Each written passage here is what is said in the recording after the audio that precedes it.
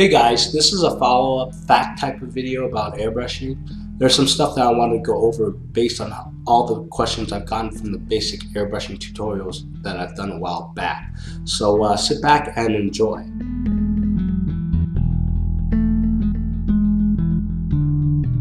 Is airbrushing cheating? First off, I find it quite funny in the comments, either the ones I've gotten or I've seen on other channels, about how airbrushing is cheating.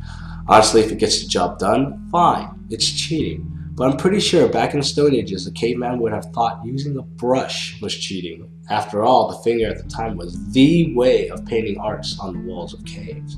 An airbrush is just a tool, like any other tool in your arsenal of tools that you use in this hobby. As a tool, you have to learn and gain the skills to use it, just like a brush. And just like a brush, if you suck at it, not even the most expensive, bestest brush out there can help make you whip out a Golden Demon winner.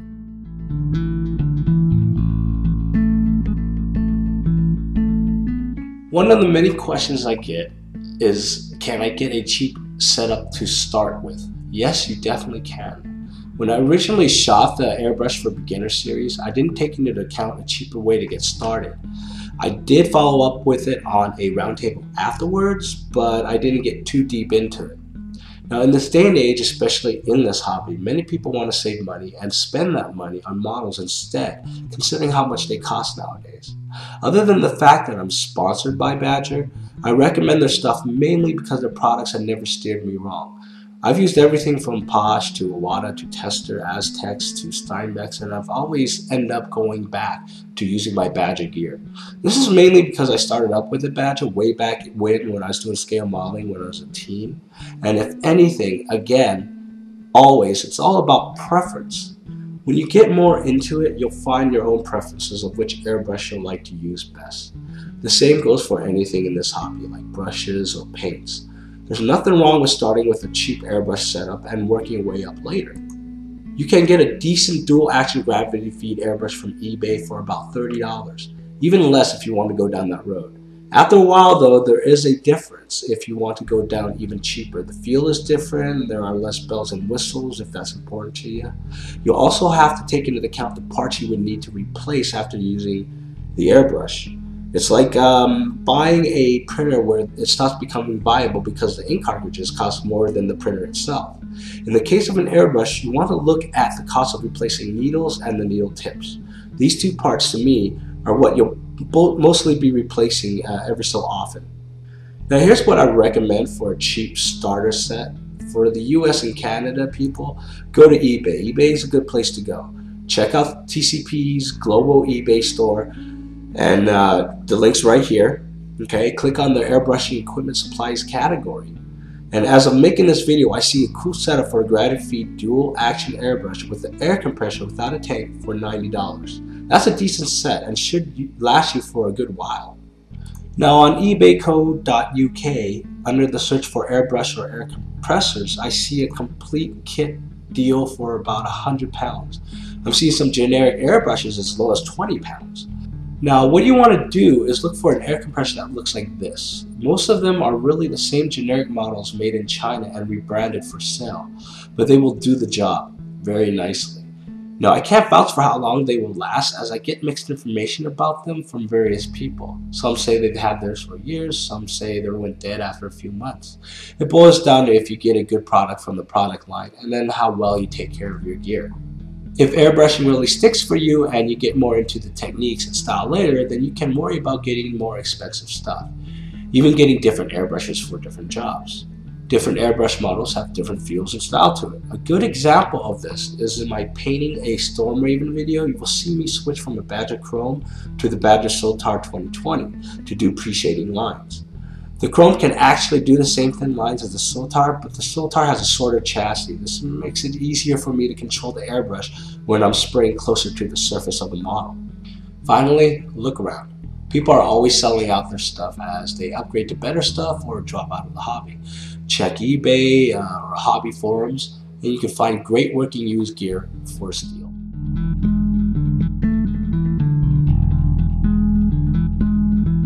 Another question I get a lot is if someone should get a compressor with or without a tank. It's a good question and it doesn't make a difference. Is it needed? No. but a compressor with a tank will spray smoother than one without. Unfortunately, you can't tell the difference until you actually try both. There is a cost difference of about $40 to $50 between the two types of compressors. So if you can afford it, I would recommend getting one with a tank. It also saves your compressor motor from working too much, and the only time that there's a noise problem is when it kicks in to fill in the tank.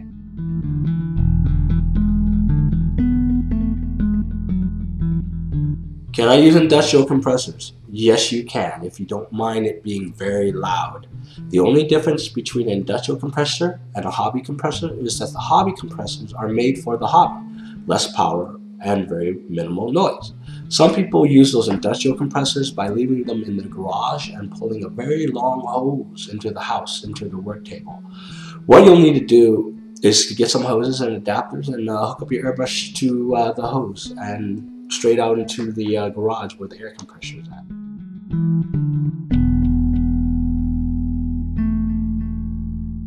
Do you really need a spray booth or a fan to ventilate your workspace? The short answer is yes. If you have a well-ventilated area, then you probably won't need it. But keep a window open, keep the airflow going in your workspace. At least you can use a mask that you could buy pretty cheap from any home improvement store. Even if you're spraying with all acrylic, doesn't mean that it's safe. You're still spraying out vapors from the airbrush, and you will be breathing in that stuff. There's still other chemicals in these paints and mediums that are harmful to you, so please make sure at least you're using a mask if you're not in a well-ventilated area. Even if you are in a well-ventilated area, use a mask. Also, make sure your pets aren't hanging around. Those vapors can also harm them as well.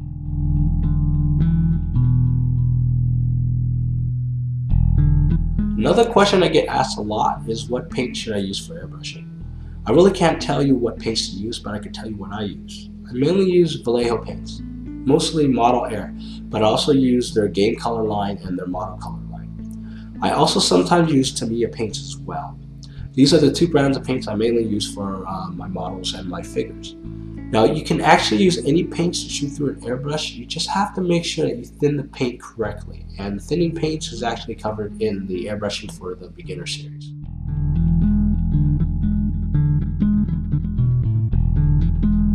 What ratio should you thin your paints? It really depends on the paints that you're using. Really just stick to the rule of thumb. Thin the paint to the consistency of skim milk.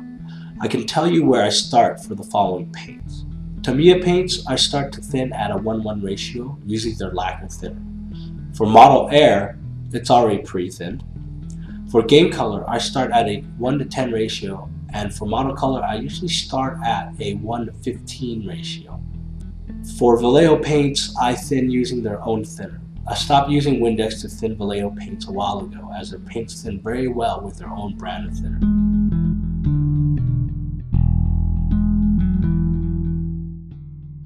I also get the question as to what to use to thin paints. Here's a quick list that I suggest. Tamiya paints, I use their lacquer thinner, but their acrylic thinner works just as well. You can also use 91% isopropyl alcohol. Vallejo paints, I use their Vallejo thinner. You can also use water. Reaper, P3, and Citadel paints, I just use water. There's also an ongoing opinion as to what water to use, either tap water or distilled water. Some people claim that the mineral in your tap water will react badly with the pigments in the paint. I don't really know if there's any facts behind this, but it shouldn't be a big deal to just pick up a gallon of distilled water for $1 at the store. Personally, I've used tap water and I've never had any real issues with it, but just for the sake of buying into the hype, I mainly use distilled water. Also, to thin enamel paints like Tester Model Masters Enamel Paints or Rust-Oleum's American Accents, use enamel thinner. For lacquer paints like Tester Model's Master Lacquer Paints or Guns Sanyo's Mr. Color Paints, use lacquer thinner. Now, most branded paints have their own thinners, and one thing I learned is to thin with those. It might cost a little bit more, but these thinners are tested and tailored to their own brands, thus making them working really well with each other. A good example would be Vallejo paints, thin really well with their own branded paints. Another good example of this is the Gun Sanyo line of paints, and only using their thinner to thin their paints. This formula has added retardant to keep from their paints from drying too fast when spraying out of the airbrush. Now, someone asked if they could use Windex to thin Citadel paints, and honestly, I have no clue. I don't know if Citadel will react badly with Windex. I've also stopped using Windex to thin paints to airbrush, as I find that the manufacturer thinners for their own paints thin much better for me. Now, this is just a list to get you started. In the later series of videos that I'm working on, I will go more into detail about other things you can use to thin paints to make them easier to work with, like retarders and flow aids. Finally, the most important thing to remember about thinning paints to shoot through an airbrush is that it takes patience, and it does take time to get used to.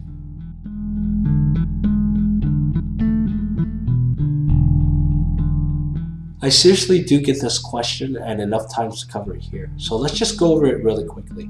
1:1 usually means I'm thinning 1 part paint to 1 part thinner medium. 1:15 usually means I'm thinning 1 part paint to 15 parts thinner medium. Parts meaning equal parts, so when measuring by drops for 1:20, that's 1 drop of paint to 20 drops of thinning medium. So now you know, and knowing's half the battle. G.I. Joe, baby.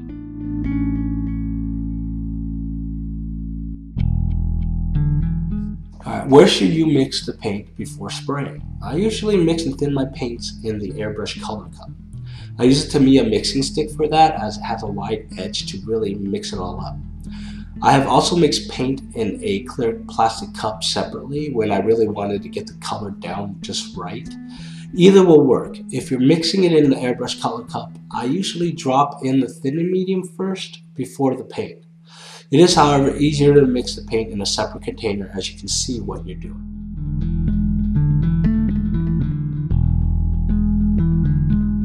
Getting into airbrushing is fun, and it's a pretty cool experience. I'm the type of guy that goes out and buys what's hip and new when I get into something, instead of starting cheap and working my way up. Sometimes that just isn't feasible for other people, which is why I wanted to mainly go back and give you a little more detail about finding a cheaper way to get into airbrushing. I also wanted to get into more detail about common questions that I've been getting since releasing the Airbrushing for Beginner videos. How far you want to get into this fun tool is up to you. Some people only use the airbrush setup to prime and base their models. Some get really into it and host their 10 different airbrushes with a compressor that can power the Titanic. Either way, in my opinion, the airbrush really does help you in miniature painting or in the scale modeling hobby, and it's well worth the investment. So that's it, guys, and remember, like if you like, sub if you haven't, and favorite if you love me. I'm out.